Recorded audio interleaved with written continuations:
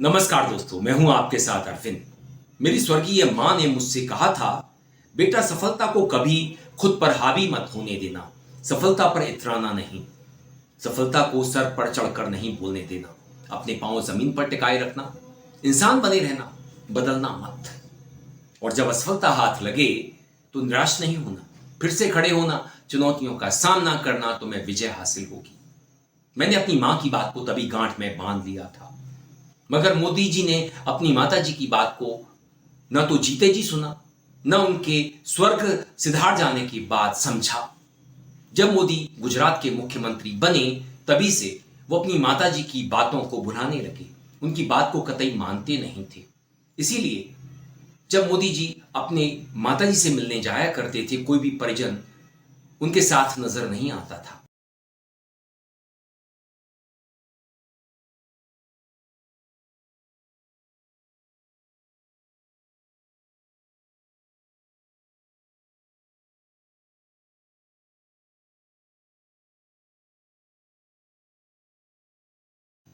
दिल्ली भी कोई उनका परिजन नहीं आता है। माता जी उन्हें समझाया करती थी कि बेटा, रास्ते पर चलो, ठीक रास्ते पर चलो, इंसान बने रहो, किसी को भी तुच्छ मत समझो, सबको अपना अधिकार लेने दो, सबको आगे बढ़ने दो। मगर मोदी जी कहाँ मानने वाले थे। जैसे ही गुजरात के मुख्यमंत्री बने, रास्ते में जो भी आता उसे हटाते जाते, कोई भी उनसे आगे निकलने की कोशिश करता, उसका अस्तित्व ही मिटाते जाते। जब मोदी देश के प्रधानमंत्री बने, फिर तो वो अलग ही रंग रूप में आ गए। 19 में उन्हें बड़ी विजय हासिल हुई और उन्हें ऐसा लगने लगा कि वो अपराजय हैं। लेकिन 24 के लोकसभा चुनावों ने, नतीजों ने मोदी जी को बता दिया कि तुम अपराजय नहीं हो, तुम पराजय हो। जिस तरह से उन्हें बनारस में वोट मिले, 1.5 लाख मतों से ही जीत सके, बनारस के आसपास की सीटें बीजेपी हार गई, अयोध्या में भी ऐसा ही हुआ। ऊपर वाले ने उन्हें बता दिया कि तुम नॉन बायोलॉजिकल नहीं हो, तुम इंसान हो, तुम मोदी हो, तुम आदमी हो, हाड़ मांस के आदमी।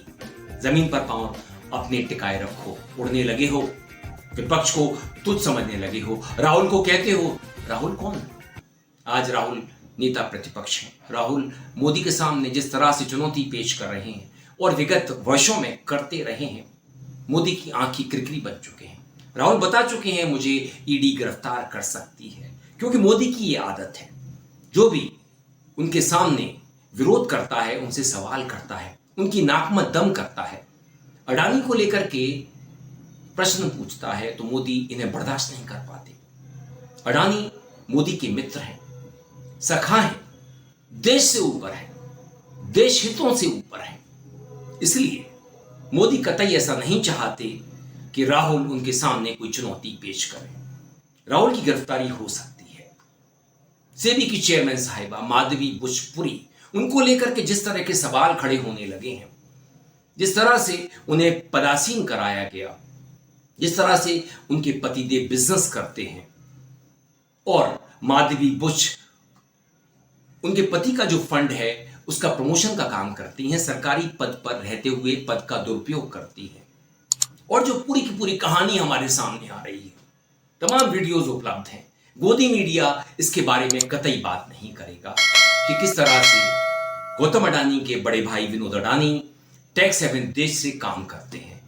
कोई नासिर उनके पार्टनर है, कोई चीनी भाई उनके पार्टनर है, और किस तरह से ये विदेश में बैठी कंपनियां अडानी के शेयरों का भाव बढ़वाने का काम करती हैं, कृत्रिम रूप से, आर्टिफिशियल तरीके से। और बाद में इन्हीं शेयरों को जब बैंकों में गिरवी रखा जाता है बढ़े हुए दामों पर, अडानी को बड़ा पैसा मिल जाता है। देश के पोर्ट हों, एयरपोर्ट हों, रेलवे स्टेशन हों, माइंस हों, या कोई भी इस तरह की बड़ी चीज हो, अडानी को आसानी से हासिल हो जाती है। कानूनों को दरकिनार कर दिया जाता है। सेबी को लेकर के जिस तरह के सवाल हिंडनबर्ग ने उठाए हैं, राहुल ने उठाए हैं, मोदी और मोदी के लोग अब देश पर हमले की बात कर रहे हैं। अरे भाई, हिंडनबर्ग ने जो बात की है वो अडानी की कंपनियों की बात की है, ना तो टाटा की है, ना बिरला की है, ना अन्य कंपनियों की है। जिस तरह से अडानी अपनी कंपनी को चलाते हैं, जिस तरह से अपनी कंपनियों के शेयरों के भाव को बढ़वाते हैं, जिस तरह से वहां पर कानूनों का पालन नहीं होता और सेबी की चेयरमैन साहिबा आंखें मूंदे रहती हैं, अपने पति धवल बुश का भला करने का काम करती हैं, पद का दुरुपयोग करती हैं।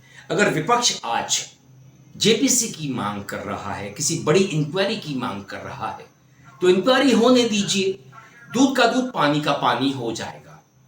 इसमें आप एजेंसियों को बीच में क्यों लाते हैं? आपकी एजेंसियां जिस तरह से विरोधियों के दमन का काम करती रही हैं, यह ज्यादा अब चलने वाला नहीं है। आपने ब्रॉडकास्टिंग बिल वापस इसीलिए लिया क्योंकि अब आप में वो दम नहीं है। रस्सी जल जाती है, लेकिन जब उसकी ऐंठ नहीं जाती है तो तकलीफ होती है। ऐंठ भी जानी चाहिए क्योंकि रस्सी तो जल चुकी है। मोदी के पास बहुमत नहीं है, दो मतलबी व्यक्तियों के सहारे वो देश में सरकार चला रहे हैं। और जिस तरह से उन्होंने संसद के सत्र को समय से पहले समाप्त करवाया, क्योंकि हिंडनबर्ग ने अडानी की कंपनी को लेकर के सवाल कर दिया था, सेबी को लेकर के सवाल कर दिया था। मोदी नहीं चाहते थे संसद में अडानी को लेकर के, सेबी की चेयरमैन साहिबा को लेकर के कोई चर्चा हो। खुलासे की भनक लगी, संसद सत्र पहले समाप्त, ये संजय सिंह ने कहा है। अडानी के भ्रष्टाचार को उजागर करने की सजा मुझे 6 महीने जेल के रूप में मिली। और आपको याद होगा कि देश की संसद में मैंने नारा लगाया था प्रधानमंत्री जी के सामने कि मोदी अडानी भाई भाई, देश बेच के खाई मलाई। क्योंकि मोदी के पास इनके जवाब नहीं है। हालांकि रविशंकर प्रसाद जिस तरह की बात कर रहे हैं, हिंडनबर्ग में किसका पैसा लगा है? जॉर्ज सोरस का लगा है। जॉर्ज सोरस भारतीय लोकतंत्र को खत्म करना चाहता है। हिंडनबर्ग भारतीय लोकतंत्र को, भारतीय अर्थव्यवस्था को नुकसान पहुंचाना चाहते हैं। हिंडनबर्ग बता रहा है अदानी समूह में किसका निवेश है, रविशंकर प्रसाद बता रहे हैं हिंडनबर्ग में सोरोस का निवेश है। Cancel culture. क्या अयोध्या की जनता ने जॉर्ज सोरोस के कहने पर बीजेपी को हराया? रविशंकर प्रसाद के तर्क को सुनिए, ऐसा लगेगा कि जिन लोगों ने मोदी के खिलाफ वोट किया उनके घर सोरोस के यहां से चौसा आम आया था। अजीब हो गया है सब कुछ। लेकिन कुछ बातें आज हम उठाना चाहते हैं। हिंडनबर्ग में किसका इन्वेस्टमेंट है आपको मालूम है? जॉर्ज सोरोस का। ये महाशय कौन है जो भारत के खिलाफ नियमित प्रोपेगेंडा चलाते हैं? इंडिया डेमोक्रेसी नहीं है, इंडिया सेफ नहीं है, वगैरह वगैरह। और इस हद तक है कि मोदी के पूरे सत्ता को बदलना चाहिए, आह्वान किया था जनता से। ये वहां मेन इन्वेस्टर है। लेकिन सवाल पूछना है कांग्रेस पार्टी से, क्या चाहते हैं आप? चाहते क्या है आप?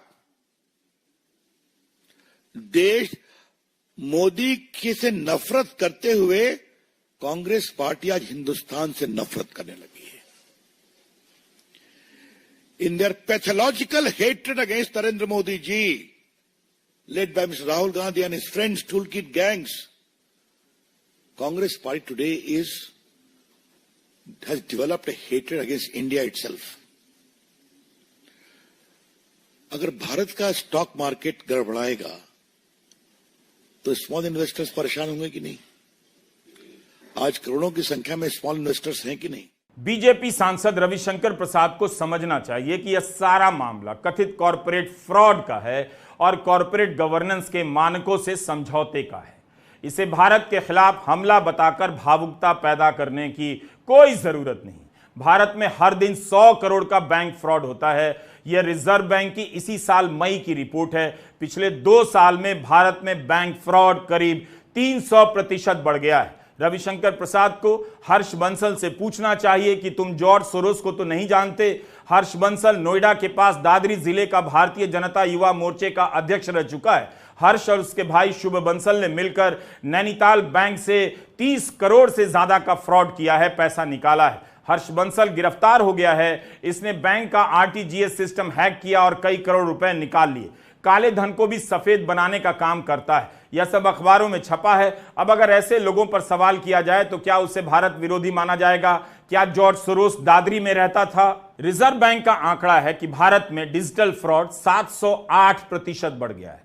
ऐसा फ्रॉड करने वाले भी भारत की अर्थव्यवस्था को चूना लगा रहे हैं, आम लोगों का धन लूट रहे हैं। कॉरपोरेट मामलों में फ्रॉड होता है, दुनिया भर में होता है। बेनामी खाते में पैसा लगाया जाता है। इन बातों से अनजान बनकर किसी विदेशी ताकत पर आरोप मढ़ने से समाधान नहीं निकलेगा।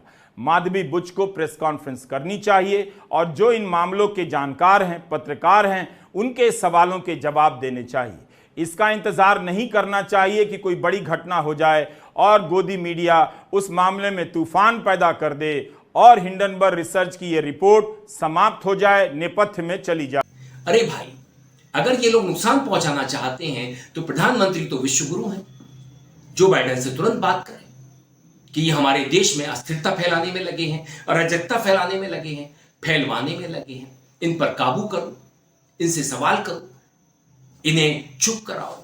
ये हमारा नुकसान करने में लगे हैं। लेकिन वास्तविकता यह है कि जब सवाल अडानी को लेकर के उठते हैं, जब सवाल राहुल 20,000 करोड़ रुपए का करते हैं, महुआ मोइत्रा करती हैं, या कोई भी बड़ा विपक्ष का नेता करता है, तो इन्हें सांप सूंघ जाता है और ये बहानेबाजी करने लगते हैं, देश पर हमला बताने लगते हैं, मोदी को, अडानी को देश बताने लगते हैं।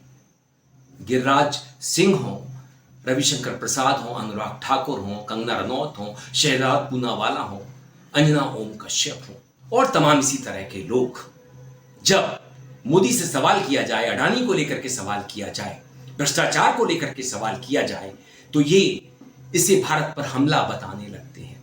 मैं इन सबको बताना चाहता हूं, सवाल करना लोकतंत्र में सबका अधिकार है, विपक्ष का अधिकार है, राहुल का अधिकार है। विपक्ष सवाल करेगा और तुम्हें सवालों के जवाब देने होंगे। अगर विपक्ष जेपीसी की मांग करता है तो इसमें कुछ भी गलत नहीं है, अगर दाल में काला नहीं है। क्योंकि दाल में काला है इसलिए तुम लोग नहीं चाहते कि जेपीसी का गठन हो। समय बड़ा बलवान होता है, समय बदल चुका है। मैं मोदी जी और इनके लोगों को एक सलाह देना चाहूंगा, समय बदलते देर नहीं लगती और कामयाबी को सर पर चढ़कर नहीं बोलने देना चाहिए। और अब तो तुम उस तरह से कामयाब भी नहीं हो। वैसी सफलता मोदी को नहीं मिली है, मोदी ने बीजेपी को नहीं दिलाई है। कमजोर सरकार है, कमजोर प्रधानमंत्री है। मोदी जी के चेहरे से ये नजर आता है, झलकता है। दोस्तों, आपकी क्या राय है इस वीडियो के बारे में? मुझे मेल आईडी और कमेंट बॉक्स में जरूर लिखें। वीडियो पसंद आने पर आप इसे लाइक करें, दोस्तों साथियों में खूब शेयर करें, चैनल को सब्सक्राइब भी कर दें। बेल आइकन का घंटी जैसा बटन जरूर दबाएं जिससे कि आने वाले वीडियो की आपको नोटिफिकेशन मिल सके।